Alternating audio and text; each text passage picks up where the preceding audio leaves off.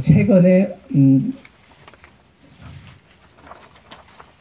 부정축제자 이런 용어 사실은 10여 년 전에 전두환 노태우 정부 시절에 썼던 용어입니다. 부정축제자라는 용어. 네, 아직은 우리 언론에 그런 용어가 등장을 안 하고 있는 것 같은데 지금 뭐 상황이 그런 부정축제자 이런 뭐 상황이라고 우리가 볼 수가 있습니다. 우리 헌법에서는 헌법의 그 앞부분에 뭐 전문이라는 게 있습니다. 이 헌법을 만들게 된 배경적인 이야기를 합니다. 그리고 헌법의 본문들에는 헌법의 조문에는 국민의 권리와 의무에 대한 사항, 또 국가 행정 조직에 대한 사항들을 배치를 해놓고 있죠.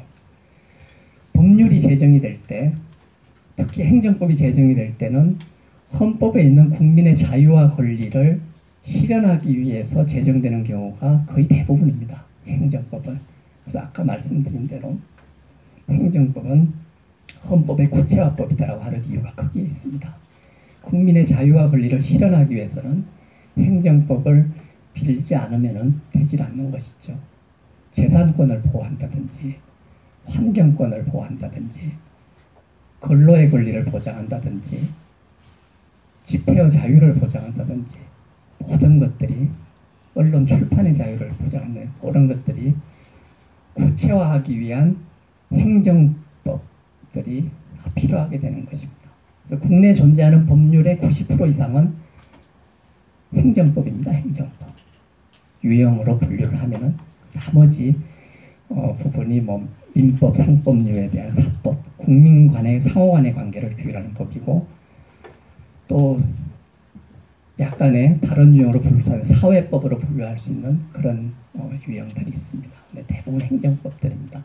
근데 헌법의 전문도 우리가 행정법을 제정하기 위해서 간간히 그 근거로 많이 사용이 됩니다. 헌법의 전문도.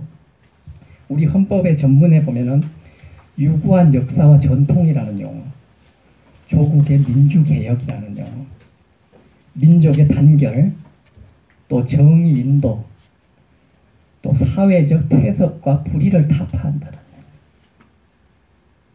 정치, 경제, 사회, 문화의 영역에 있어서 기회를 균등히 한다는 내용. 자손의 안전과 자유와 행복을 영원히 확보한다는 그런 내용들이 들어가 있습니다.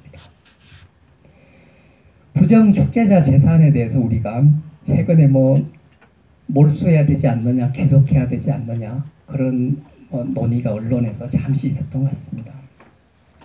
몰수라고 하는 것은 우리가 형벌의 일종입니다. 형벌의 일종. 근데 이 몰수라고는 굉장히 한계를 갖고 있습니다. 범죄 제공을 했거나 하려고 한 물건에 한정이 되는 것이죠. 또 범죄 행위로 인해서 생겼거나 취득한 물건에 한정이 되고 대가로 취득한 물건에 한정이 됩니다. 물론 그 물건의 범위가 약간 확장이 되긴 하지만은 기본적으로는 물건에 한정이 되기 때문에 부정축제자의 재산을 우리가 몰수할 수는 없습니다. 또 헌법에서 또 형법에서 행위시의 법률에 따라서 형벌권을 행사할 수 있고 또 소급 적용이 불가능하도록 되어 있습니다. 그리고 형사소송법에서는 공소시효라는 것을 갖고 있습니다. 일정 범죄 행위가 종료된 시점으로부터 일정 기간 동안 검찰에서 공소를 제기하지 않으면 공소의 시효가 만료가 돼서 더 이상 공소 제기를 할 수 없게 되는 것이죠. 최근에 그 부정축제와 관련된 이 행위들은 40년의 역사를 가지고 있는 것 같습니다. 70년대부터 현재까지를 추산해 보면 한 40년 정도의 역사를 가지고 있는 부정축제 역사가 아닌가. 우리가 반민족행위 진상규명을 위한 특별법, 또 반민족행위 일제치하를 말합니다. 반민족행위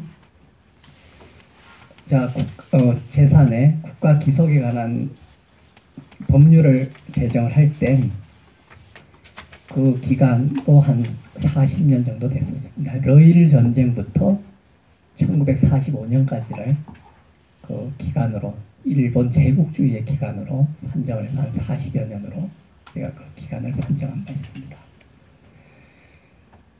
이런 형법적인 접근으로는 몰수가 불가능한데 우리가 이제 행정법적인 접근을 하게 되면은 입법 기술적으로 그리고 법리적으로도 가능할 수가 있습니다.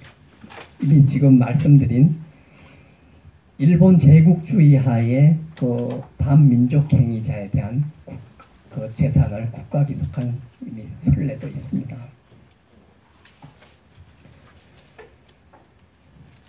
이런 그 행정법적인 접근은 형법하고는 또 다른 각도에서 우리가 조명을 하는 것입니다. 공익이라는 차원에서 헌법을 수호하고 헌법의 정신을 우리가 구현하는 차원에서 또 사회 정의를 실현하는 차원에서 우리가 소극적인 행정법을 제정하는 것이 가능하다 이렇게 법리적으로 우리가 검토가 되고 있습니다.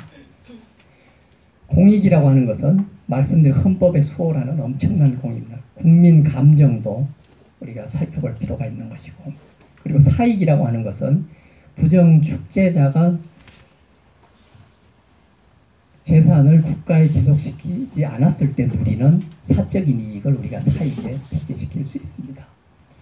대다수 국민들이 추구해야 될 이 공익하고 부정축제자가 추구해야 될 사익 간의 비교 형량을 통해서 공익이 더 크면은 거기에 따른 공익을 실현하는 법률을 제정할 수 있다 이렇게 보는 것입니다.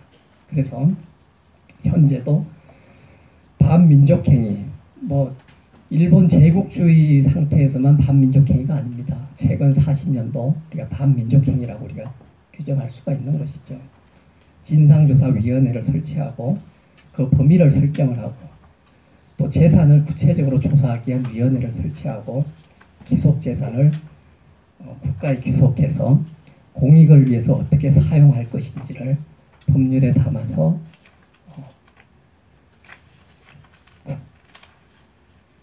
재산을 국가에 기속을 시킬 수 있다 이렇게 볼 수가 있습니다. 지금까지 최근 한 3년 동안에 우리나라에서 일어난 크고 작은 사건들을 우리가 법적으로 또 공익이라는 차원에서 간략하게 조망을 해봤습니다.